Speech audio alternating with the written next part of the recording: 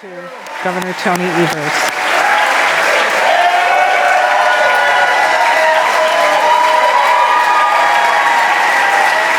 Thank you, everybody. Thank you. At this time, it is my honor to introduce the Governor of the great state of Wisconsin, the Honorable Tony Evers. Thank you.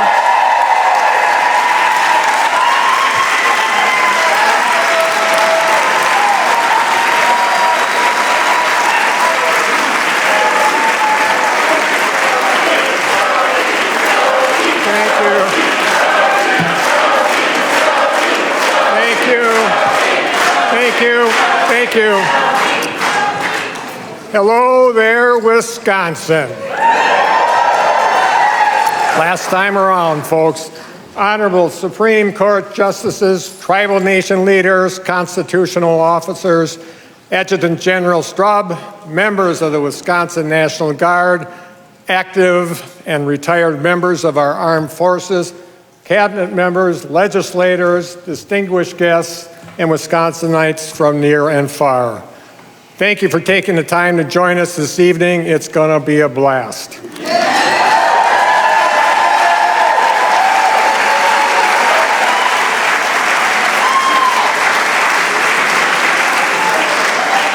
So I'm Tony Evers, and I'm honored to be the 46th governor of the great state of Wisconsin as I deliver my 8th and final State of the State address to you tonight.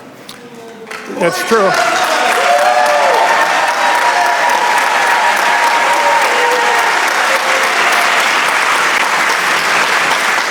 A lot of happy faces over here. My daughter Katie and my grandson Keaton, as well as my son Nick and his wife Landa, are here with us tonight, and my former kindergarten classmate and junior prom date is also up in the gallery. Kathleen Francis, you never waved.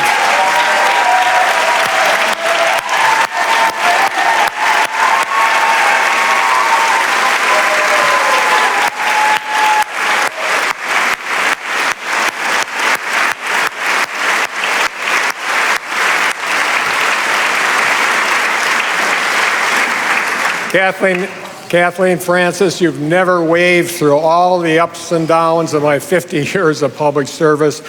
You're a saint. Thank you for being a saint. Before we begin tonight, Wisconsin, today is an election day. If you haven't voted yet in the spring primary, there's still time to get registered and vote. And the good news is, if you go right now to participate in our democracy, you can still catch my full speech afterward on Facebook, YouTube, and probably whatever else kids get their news these days. Polls are open to 8 p.m., so go to myvote.wi.gov, find your place of polling, then grab your photo ID and proof of residence if you need to register, and get out to vote.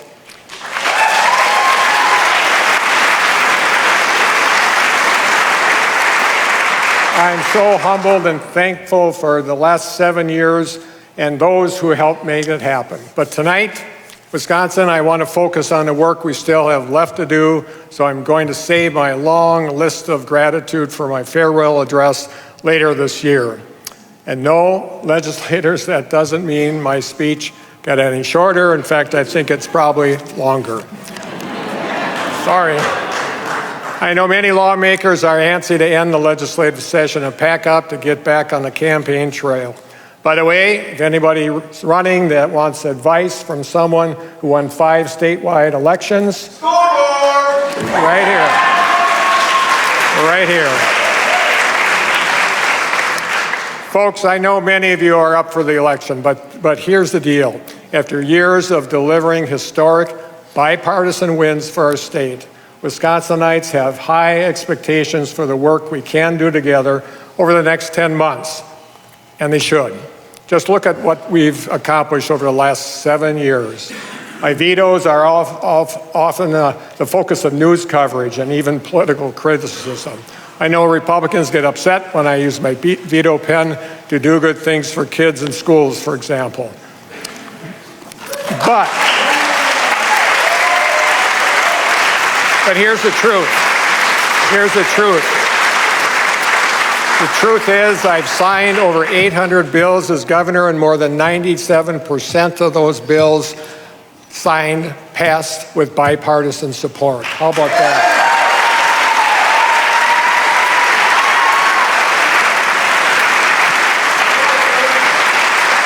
And here are just a few of those bipartisan bills. We improved our justice system, bolstered support for public defenders and DAs, and made the largest addition of circuit court branches in over 2 decades. We made sure firefighters and law enforcement officers can access workers' compensation for post-traumatic stress. We created a holiday honoring Hmong Lao veterans, and our kids now learn about Hmong and Asian American history in their schools.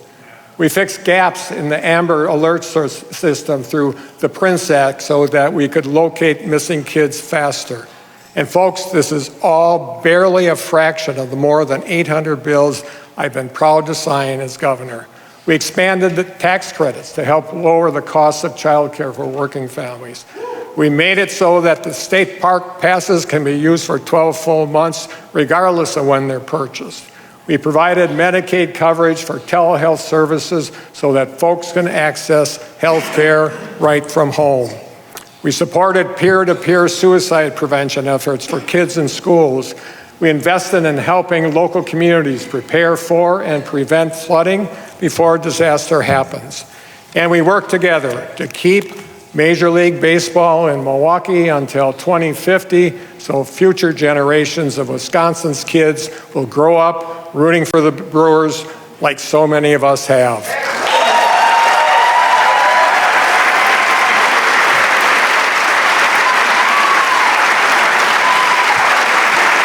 Good work, good work, good work. We've also managed to do all of this important work while still saving where we could and paying down our state's debt. We've saved taxpayers over $600 million by paying off about $3 billion of our state's debt.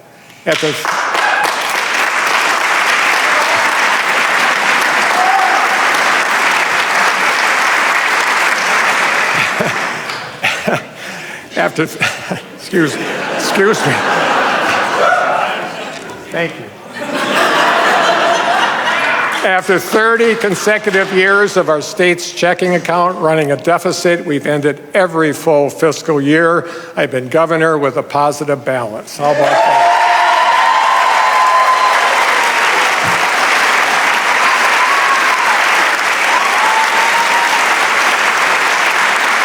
That's a good thing.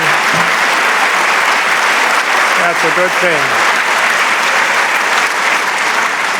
Thanks to our bipartisan efforts to cut taxes, Wisconsin taxpayers will see over $2 billion in tax relief annually, with most of those cuts going to the middle class. And I not only kept my campaign promise to Wisconsinites that I deliver a 10% tax cut for middle-class families. In fact, middle-class taxpayers have seen an income tax cut of 23%, more than double what I promised.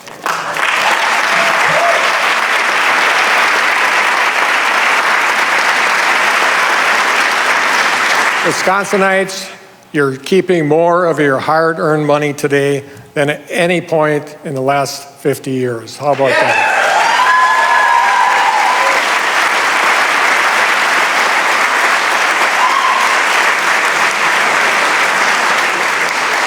I'm also grateful to the legislature that they supported a key part of my affordability plan last year to help lower monthly energy costs for working families. Because of our bipartisan work, Wisconsinites are no longer paying sales tax on household utility bills, which is expected to save Wisconsinites $178 million over the next 2 years.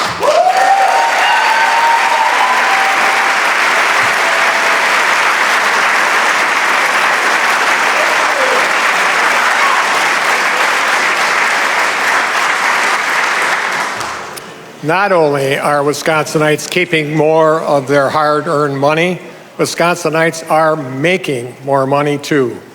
Average annual wages in Wisconsin went up nearly 26% over my first 6 years in office, and median wages in 2024 reached an all-time high, record high.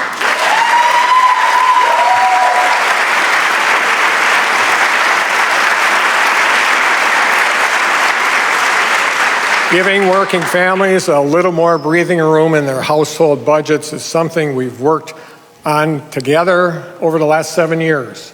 I'm hoping we can continue building on those efforts this session, including reaching bipartisan agreement on a plan to get meaningful resources to our K through 12 schools and provide property tax relief at the same time.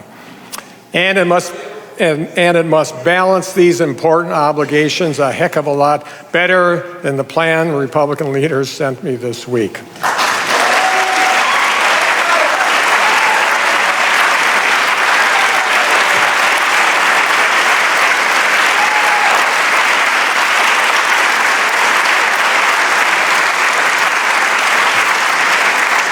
Another important priority for us over the last 7 years has been addressing the workforce challenges that have plagued our states for generations. We've been working to build a 21st century workforce in Wisconsin that needs to compete in the 21st century economy.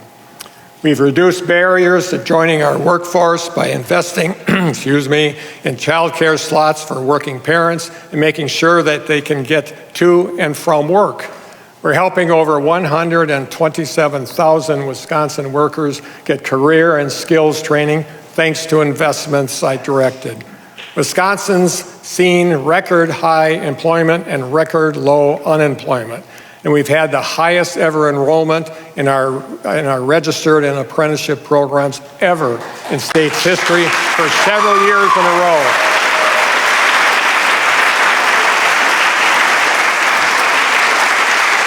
And by cracking down worker misclassification, we made sure over 134,000 workers got the wages and benefits they were owed.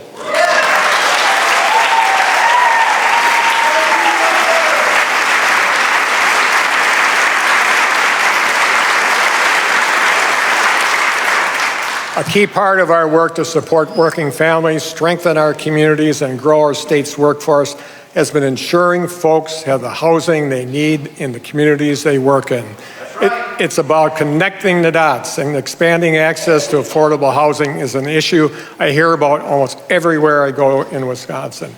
We work together to pass the largest state investment in workhouse housing in Wisconsin's history, and my administration has supported over 30,000 new housing units across the state.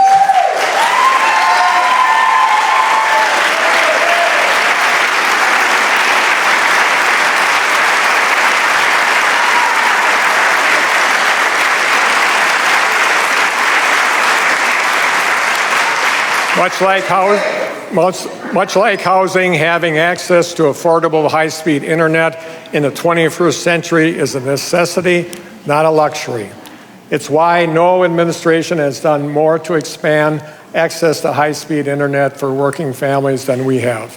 I declared 2021 the year of broadband access and created a broadband access task force. We also created new tools to help folks get connected and find affordable internet options. Thanks to our investments, including federal funding, I directed more than 410,000 homes and businesses across our state will have new or improved internet.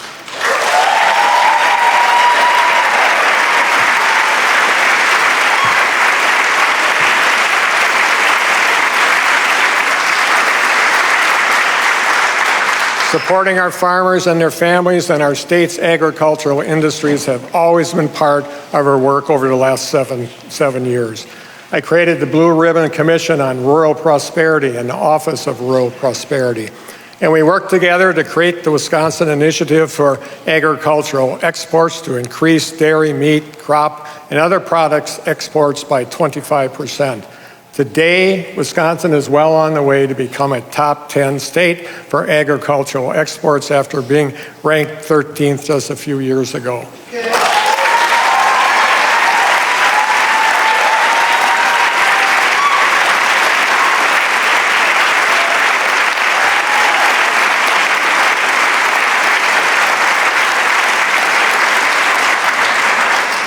Thanks for the applause. I get to drink.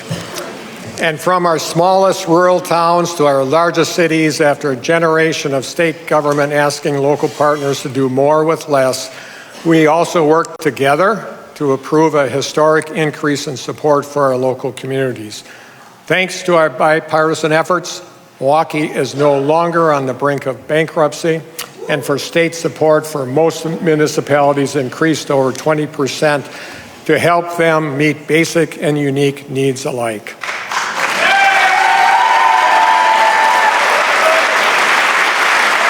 Good. That's a good thing. We're also making sure the state helps support local communities by investing in infrastructure needs across Wisconsin that long have been neglected. When I took over, our transportation fund was on the brink of insolvency. For years, the state spent money that was meant to improve our infrastructure on other things, leaving our roads and bridges in disrepair. I made a promise to Wisconsinites that I'd work to fix the darn roads. I even been out and on my annual pothole patrol as governor to fix the roads myself. We approved the largest investment in local road construction and maintenance in state history. Thanks to our bipartisan work, local partners will receive $600 million in funding this year.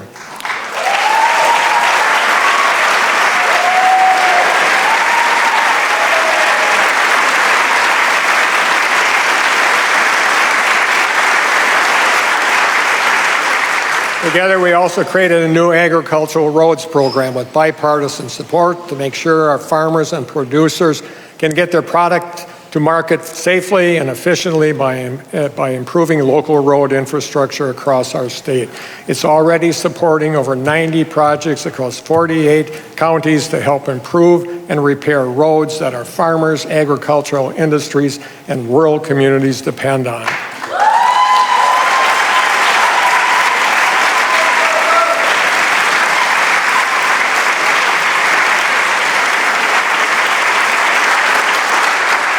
Folks, all of these efforts have played a key role in our work to fix the darn roads across Wisconsin, and we've delivered.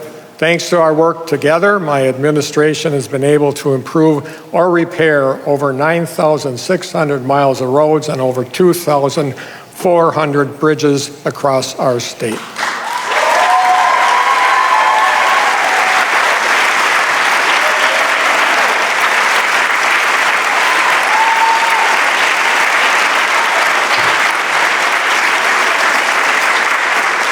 And it's a darn good thing we've been fixing the roads, because under my administration, Wisconsin's been welcoming more visitors than ever before.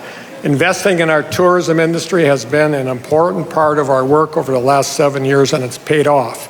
Wisconsin's travel and tourism industry has been setting records for 3 years running. In 2024, we had a hat trick year. Wisconsin tourism brought in more money, welcomed more visitors, and generated a record high $25.8 billion in total economic impact.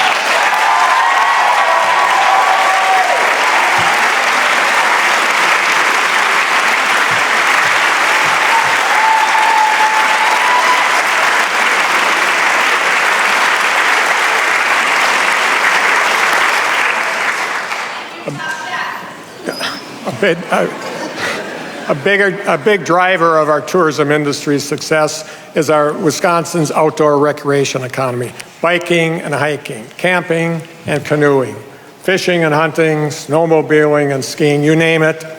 Outdoor recreation is part of our DNA as Wisconsinites. It's also become an $11 billion industry that drives and supports local jobs and economies across our state. I propose creating our state's ever first Office of Outdoor Recreation, and we work together to get it done so that Wisconsin now has a dedicated office to support this critical economic industry.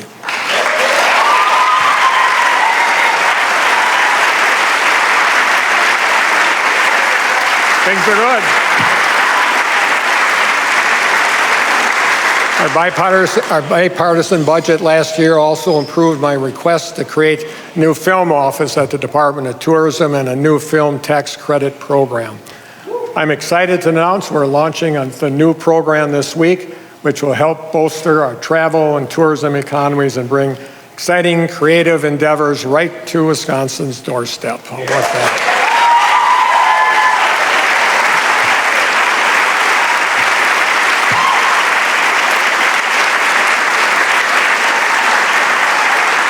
Folks, we've gotten a lot done for Wisconsin over the last 7 years. Our work during the Year of the Kid is another good example.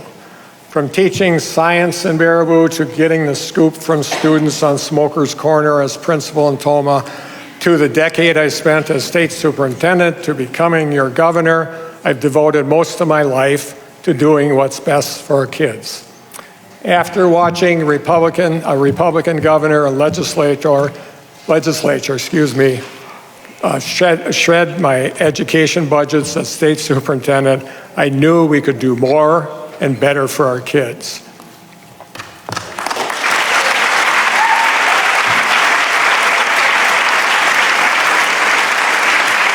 Our kids are why I got into this gig in the first place. So while every year is a Year of the Kid for me, I declare 2025 the official Year of the Kid and introduced the most pro-kid budget in state history. And then we went to work. When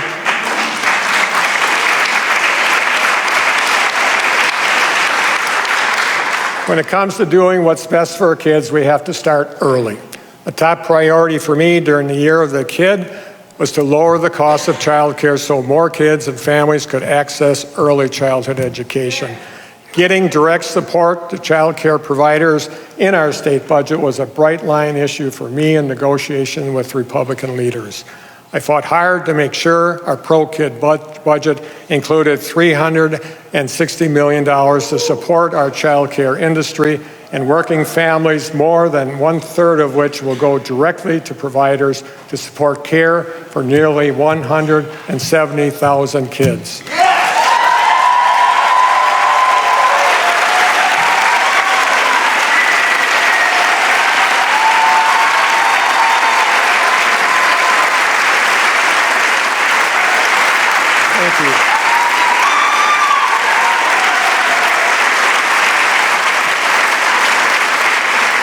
We also created our state's first ever fully state-funded child care program called Get Kids Ready. Get Kids Ready is a new first-of-its-kind program in Wisconsin to help give four-year-olds a boost getting ready for kindergarten. So here's how it works. Qualifying child care providers will focus on making sure kids have the academic, physical, and social-emotional skills that kids need to be successful in school. And in return, the state pays child care providers directly for the time kids spent in Get Kids Ready programming, making that part of the day free for families. That's a big deal for Wisconsin kids and our future.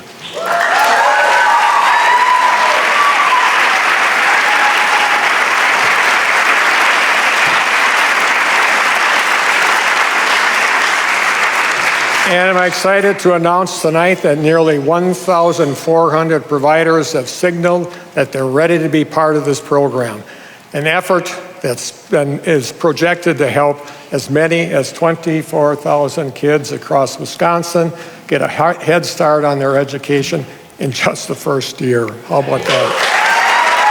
Good work. Good work.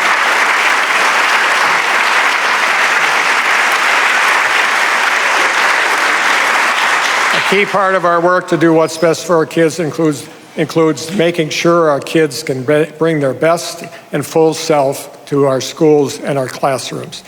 A kid who's hungry or facing mental health challenges isn't going to be able to focus on their studies or their coursework at school.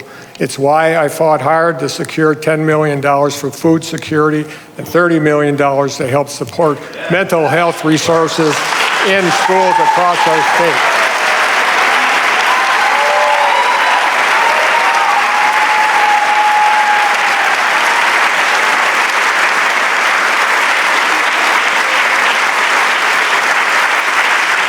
Thank you. When I delivered my State of the State address last year, I said I'd be asking the legislature to make meaningful investments in public education at every level, from early childhood to our universities. And I made sure that's exactly what our bipartisan budget did. Republican lawmakers who spent the better part of 2 decades waging war on higher education and the Wisconsin idea planned to cut our UW system by nearly $90 million, and that was a non-starter for me and many other people.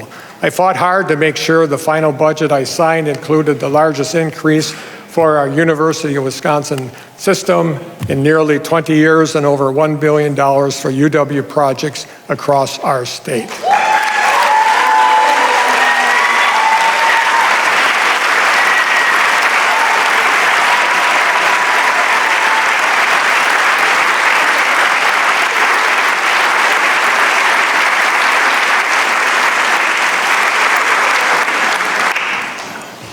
Folks, I declare 2025 the year of the kid because I wanted everything we did last year to be focused on doing what's best for our kids at every age and every way, and no matter where they live in our state.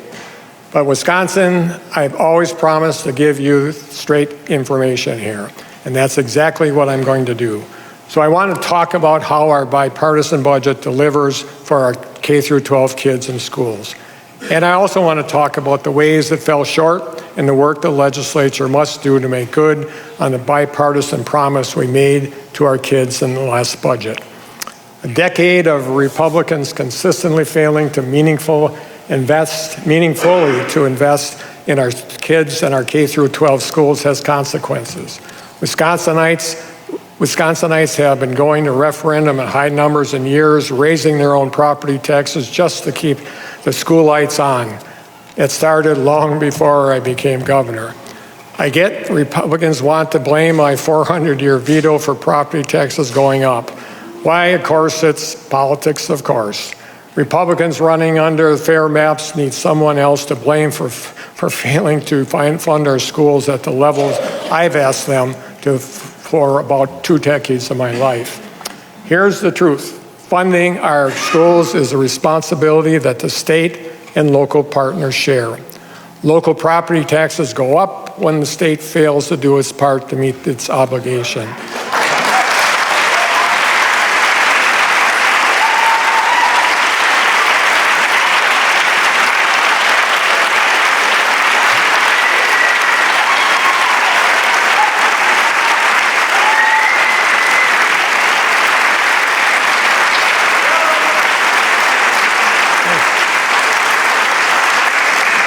I'll go 10 toes with any lawmaker about school funding. My 400-year veto isn't an automatic property tax increase, folks, because that isn't how school funding works in Wisconsin. The legislature has rejected over $7 billion for K through 12 schools that I requested over the last 4 state budgets. If lawmakers want to have an honest conversation about property taxes, start there.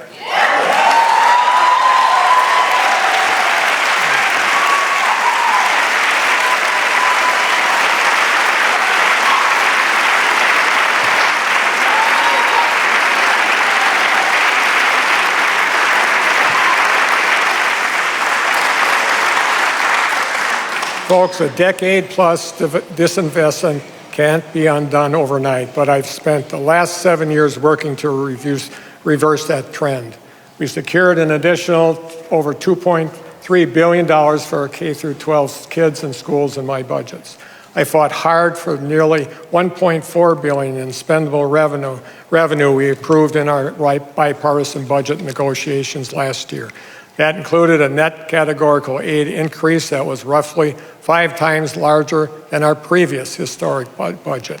We also fought for and secured the largest increase in special education reimbursement rate in state's history. We raised the state's commitment to reimburse special education aid at 42% and 45% over 2 years.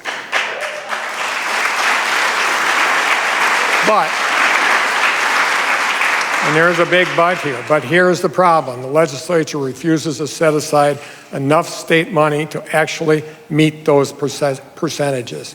So in reality, DPI estimates the state's only reimbursing at a rate of about 35% instead, well short of the budget we negotiated. We have a constitutional obligation. We have a constitutional obligation to fund our schools in the state. Folks, the legislature must approve the level of funding necessary to meet the percentages our kids and our schools were promised in the last budget. Period.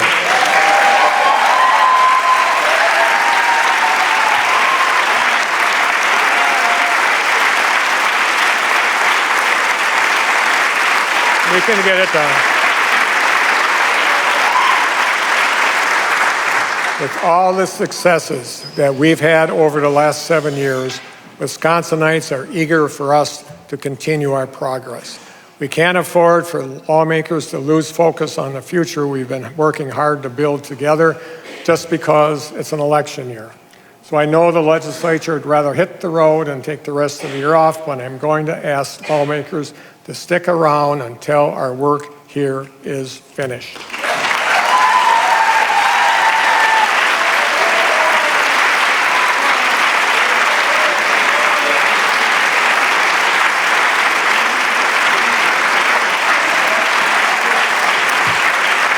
Thank you.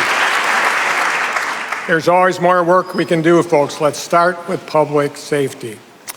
I wish Republican lawmakers would have been willing to do more during the Year of the Kid to help keep our kids, families, and communities safe. I was really disappointed that for all the rhetoric about who cares about crime and who doesn't care about crime, Republicans voted against my proposal to make the Wisconsin Office of Violence Prevention permanent.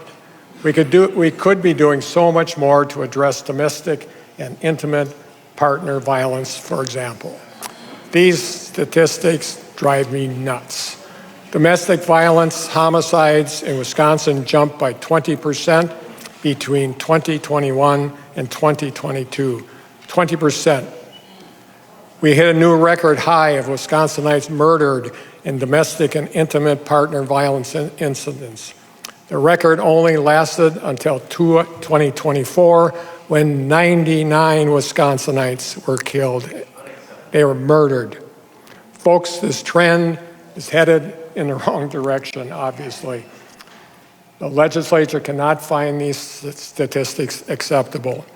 Yet on top of voting not to make the Wisconsin Office of Violence Prevention permanent last year, Republican lawmakers also voted against my request to provide $66 million for the Victims of Crime Act programs, many of which help survivors of domestic violence and their families get on their feet. I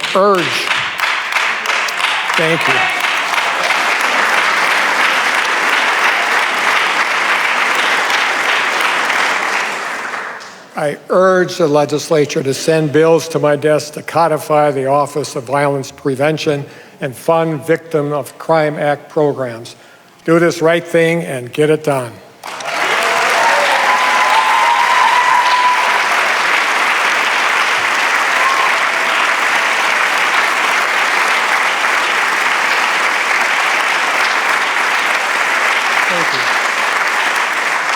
In the meantime, my administration and I will continue our work however we can to reduce crime and violence and help make kids and families safer. So one of the things I'm jazzed to announce tonight is that my administration will be partnering with our own Milwaukee Bucks on a public campaign to help combat domestic violence across Wisconsin. Go Bucks! Go Bucks!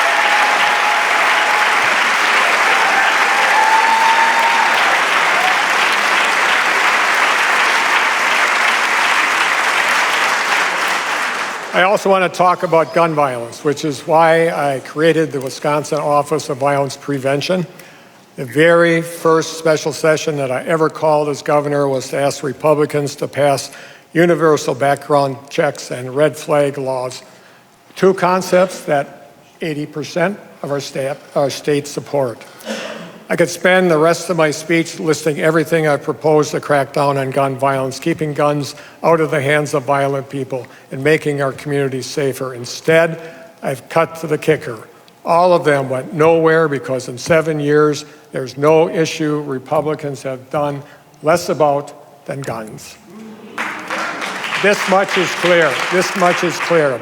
If Wisconsinites want to get anything done about gun violence, we must elect legislators who will do the damn thing to change it.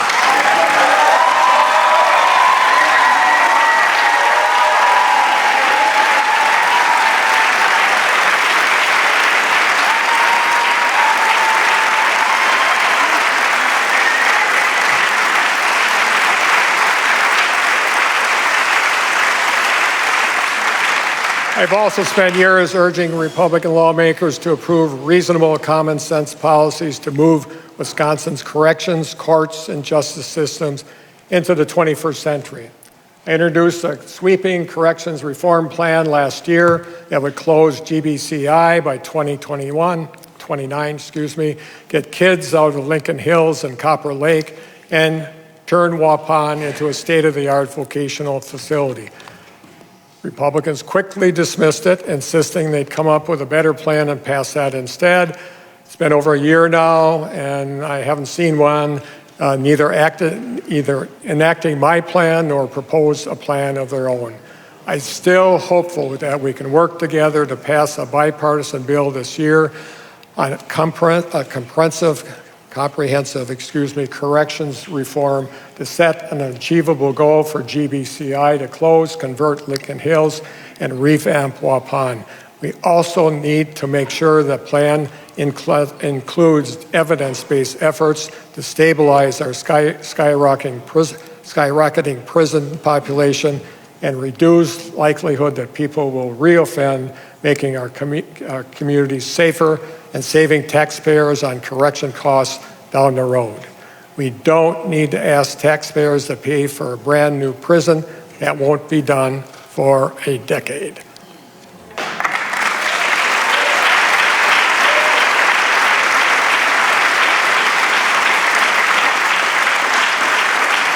My plan remains the safest, fastest, and cheapest option available. I don't care who gets the credit. It doesn't make any difference. I'm going to be gone in a few months. Let's just get it done, please.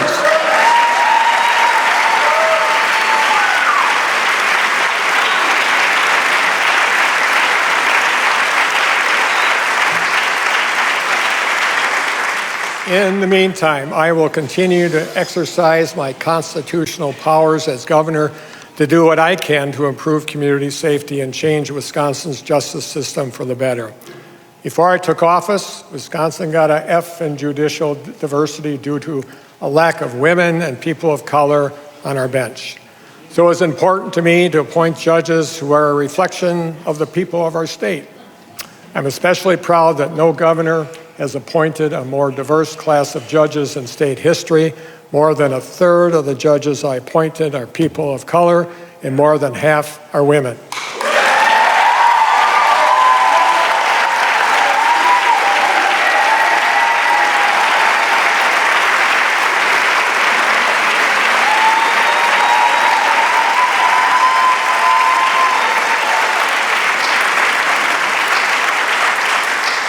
I exercise my constitutional powers as governor to grant pardons for the first time in a generation. A pardon is an official act of forgiveness that signals an individual has paid their debt to society, worked to make amends, and tried to turn their lives around. I've issued more grants of clemency than any other governor. This month, I'll hit 2,000 pardons as governor, and we're not done yet.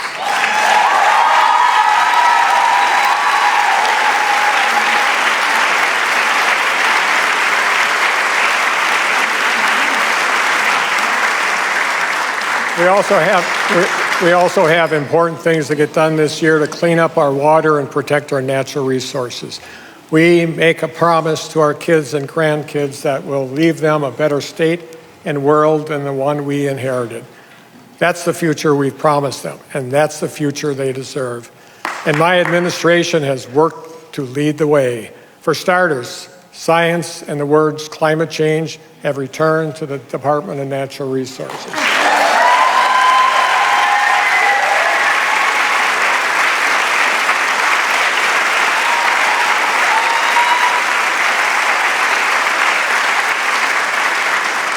I also created the Office of Sustainability and Clean Energy, and we released the Wisconsin's first ever clean energy plan to help lower energy bills for working families, reduce reliance on out-of-state energy sources, and create more than 40,000 jobs by 2030.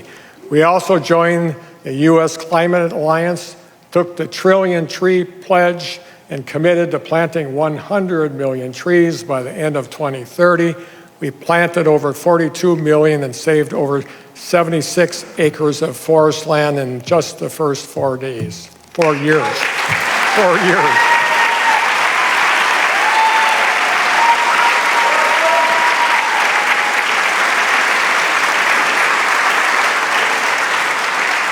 We created a new Wild Rice Stewardship Council to help protect wild rice resources that are culturally significant, an important food source for indigenous communities.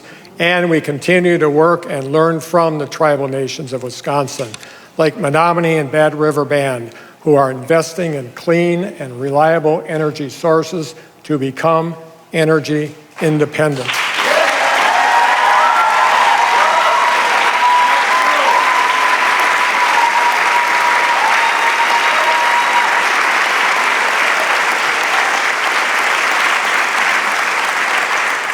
For years, the state has purchased renewable electricity certificates from Wisconsin utilities to power our state agencies.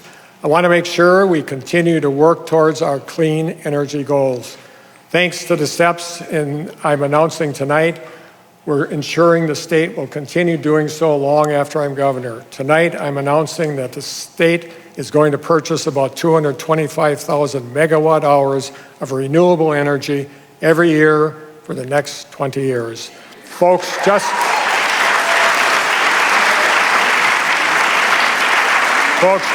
to put that in perspective, that's enough renewable energy to power more than 500,000 Wisconsin homes.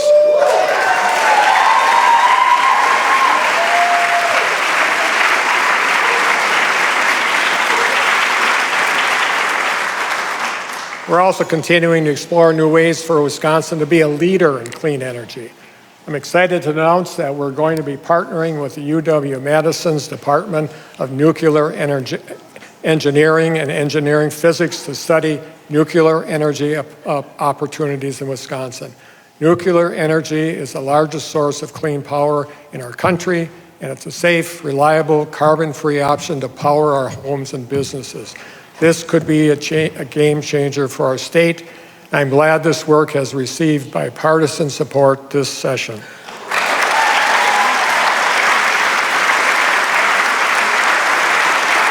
Thank you.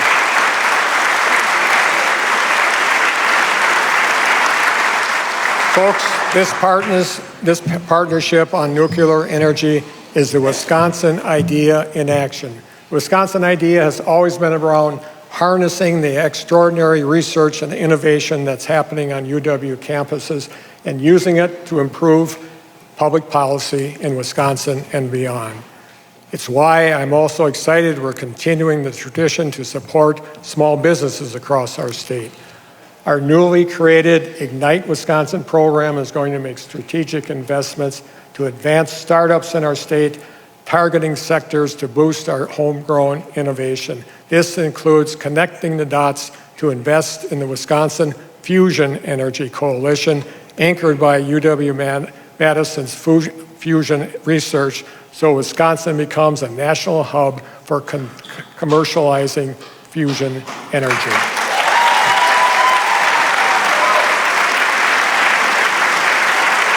That'll be fun. That'll be fun. That's going to be a blast. Folks, a key part of our work to build a more sustainable future is building a 21st century workforce to meet 21st century needs. If Wisconsin wants to continue to compete and be a leader in new and innovative industries, we must invest in workforce training to prepare workforce for the future.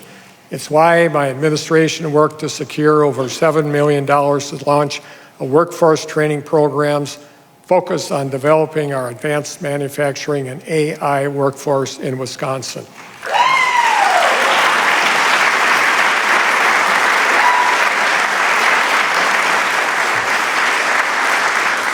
Folks, AI is here to stay.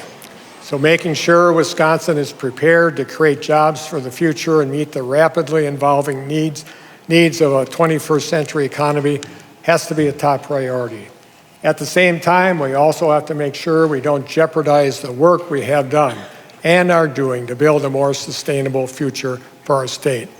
Wisconsin is ready for bold and urgent solutions that will stop treating these goals as mutually exclusive. And that's especially true when it comes to data centers. Ensuring our state is prepared for the 21st century does not mean abandoning all our state's history and traditions. We aren't, and we won't. Wisconsin must embrace a future where we don't have to choose between mitigating climate change and protecting the environment or creating good-paying jobs and having a strong economy. We must do both. Simple as that.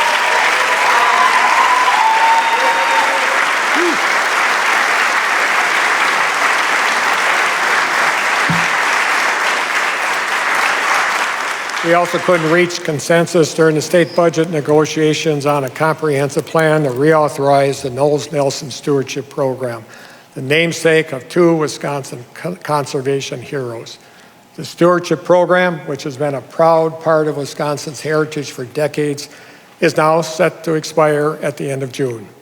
Let's get a bipartisan bill done to reauthorize the Stewardship Program that both supports land acquisition and management of Wisconsin's valuable natural resources and public lands.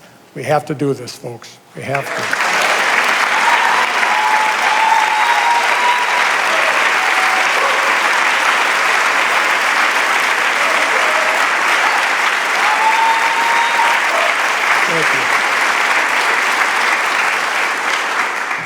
I also repeatedly asked the legislature to do more to improve water quality and get contaminants out of, like lead and PFAS, out of our water.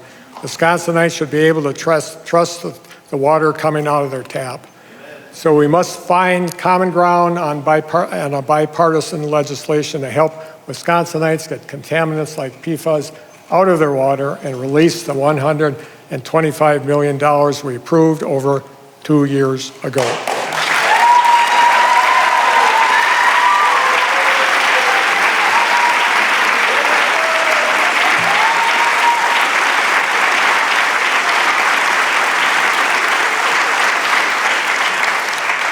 Now, we've gotten a lot done for Wisconsin over the last 7 years, but tonight I don't want to just want to reflect on our work together. I also want to talk about what's next, where Wisconsin goes from here, what worries me about our future and actually keeps me awake at night as governor. I'm worried about the impacts of reckless decisions being made in Washington and that these decisions will have disastrous consequences for Wisconsinites, taxpayers, and the state budget going forward. I'm worried about the tens of thousands of federal employees who are fired for no reason, including thousands of Wisconsin workers. Many serve veterans and our farmers and agricultural industries. I'm worried about the people who suddenly found themselves without jobs due to no fault of their own. And I'm worried about Wisconsinites, especially our veterans and farmers, who depend on the services these folks are supposed to provide. I'm also angry when I think about our neighbors, young kids and families across the state who aren't going to school or work or anyplace else because they're scared leaving their home may mean their family will be torn apart. I worry about our kids who are being traumatized by violence on social media, in the news, on our streets, and in our neighborhoods.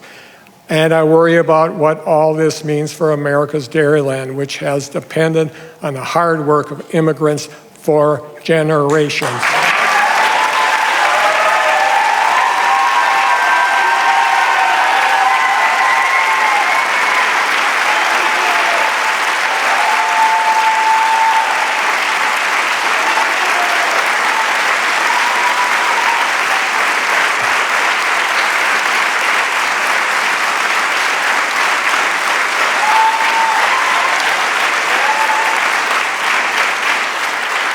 And I'm also worried that even with our successful efforts to help folks make ends meet, Wisconsinites are feeling the squeeze due to tariff taxes and erratic trade wars. Prices are going up on things like school supplies, groceries, clothes, gas, more. Americans last year footed the bill for 96% of the cost from tariffs. I noted earlier that our state has seen historic economic success under my administration with all your help, which has seen a budget surplus and rainy day fund at record high levels. Based on what's coming, I worry how long that will last. I'm worried about the impacts of President Trump's so-called big, beautiful bill. If Republican lawmakers don't approve resources the state needs to keep food share payments errors low, Wisconsin taxpayers could have to pay hundreds of millions of dollars in penalty fees to the Trump administration every year under the BBB. And let me be clear, on top of the more than $284 million we've already estimating Wisconsin taxpayers will have to pay in future budgets. The sooner the legislature invests in food share quality control efforts, the more time the state has to keep food share errors down. It's pretty simple. We can save Wisconsin taxpayers potentially hundreds of millions of dollars in penalty fees a year. We could have to pay the Trump administration if we don't.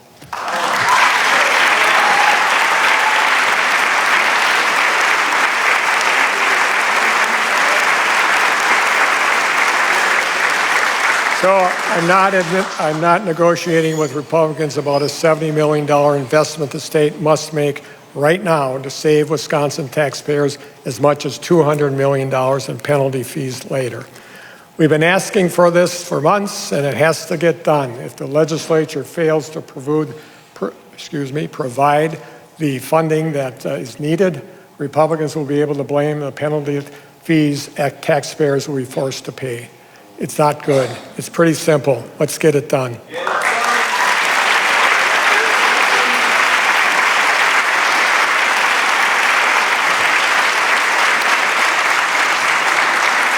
And that's not all that keeps me awake. Healthcare costs are skyrocketing. Wisconsinites already don't feel like they're getting a fair shake when it comes to insurance coverage. And now, because of the so-called big, beautiful bill, over 270,000 Wisconsinites will lose their health care because Republicans in Congress refuse to extend tax credits under the Affordable Care Act that make health care more affordable for millions of Americans. Many are going to be priced out. I talked to Kim, a small business owner in Green Bay, whose health care coverage went up 500% this year. Kim said she had enough money to pay for 1 month of health care coverage, and then she's going to go without. Wisconsinites across our state will be forced to do the same. Congress must fix the health care crisis they've created, or every member of Congress from Wisconsin and beyond who allowed this to happen should be held accountable at the ballot box.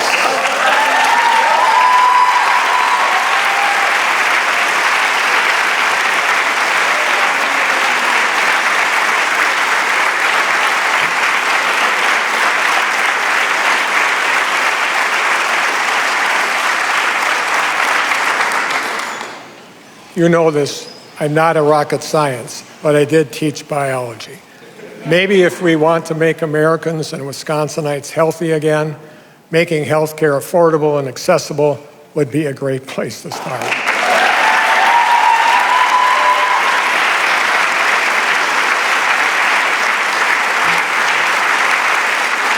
We could also start by trusting the science, public health experts and medical professionals who have eradicated diseases and found cures and kept us healthy and safe for decades.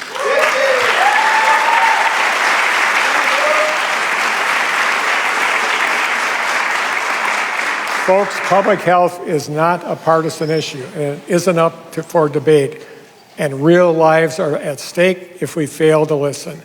It's why in the coming weeks I'll sign an executive order to have Wisconsin join the World Health Organization's Global Response Network.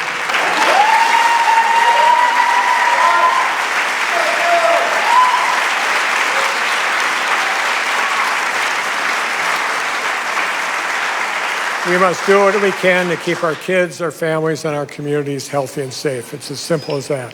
Wisconsin is as purple as ever, but we've shown we can put politics aside and work together to get good things done. Compared to all the chaos, dysfunction, and recklessness in Washington, D.C., here in Wisconsin, we've worked to lead by example. And a big part of that is the fact that today lawmakers are elected under fair maps I signed into law.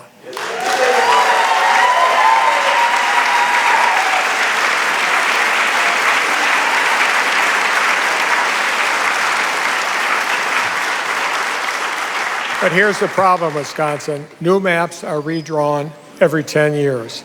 While we have fair maps today, we still don't have a nonpartisan redistricting process in place. That means there's no guarantee Wisconsinites still have fair maps after the next census. Wisconsinites and Americans across our country have watched the President of the United States put pressure on Republican legislators into adopting new maps that will benefit him. And as a result, Democratic legislators have been put in the unthinkable position to respond by trying to restore balance. It is crazy.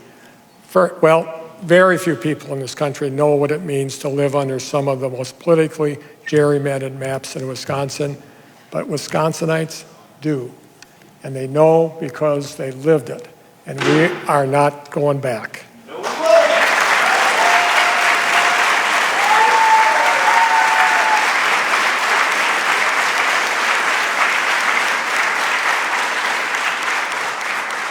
I know people here disagree sometimes a lot. Politics could get in the way of creating a nonpartisan redistricting commission that everyone can support. But there's one thing that we all should be able to do to agree on, which is that politics should stay out of the redistricting from start to finish.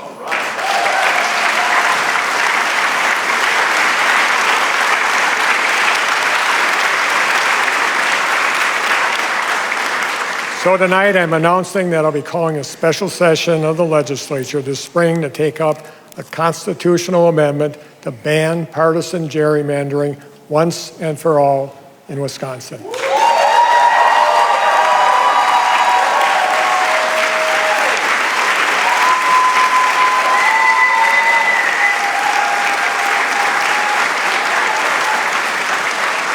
And let me be clear, I hesitate to bring this legislation to special session later this year in August or September or October. Heck, I'm old enough to remember when the legislature was willing to meet in December. I don't know if you remember that. I do. Folks, Wisconsin has fair, safe, and secure elections. We must continue to fight every effort by any politician to interfere with or make it harder for eligible Wisconsinites to cast their ballots.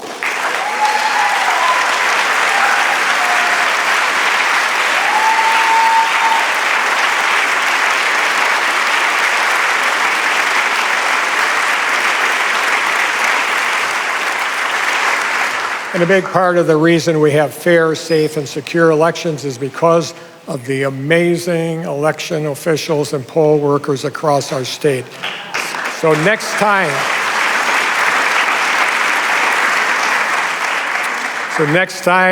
like Kathy and I did today, you cast your ballot, and I hope you did today, thank the folks who's making it happen. Make them.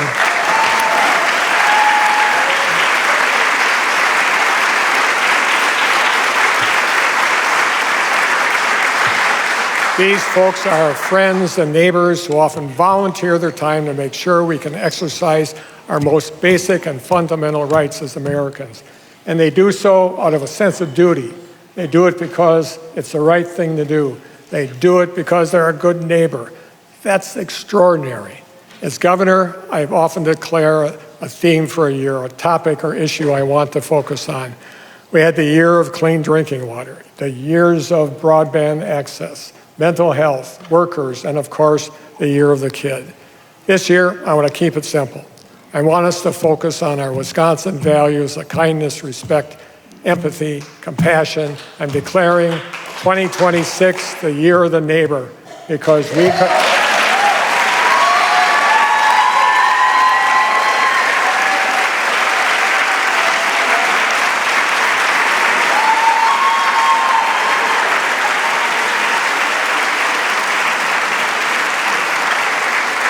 Get to know your neighbors,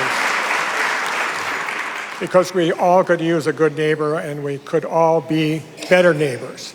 And we're going to spend the next year celebrating the neighbors who make Wisconsin a great place it is to call home.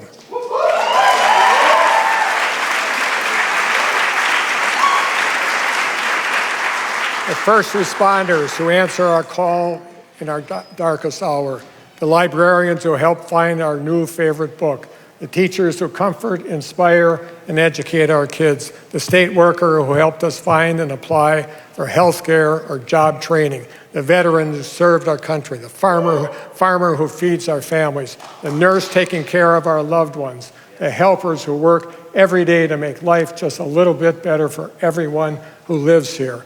Wisconsinites are helpers by nature. It's in our DNA. When things are tough, we roll up our sleeves and get to work. We shovel a driveway or bake a casserole, and we show up for our neighbors because we know that whether it's unpredictable weather or the unpredictable nature of politics, we're all in this together.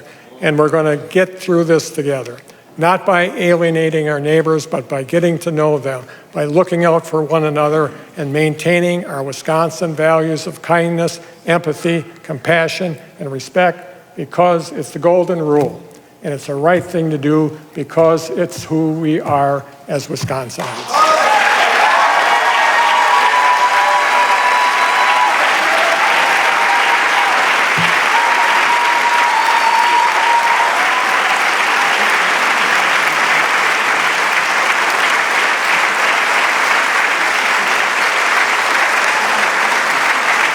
Here we go, folks.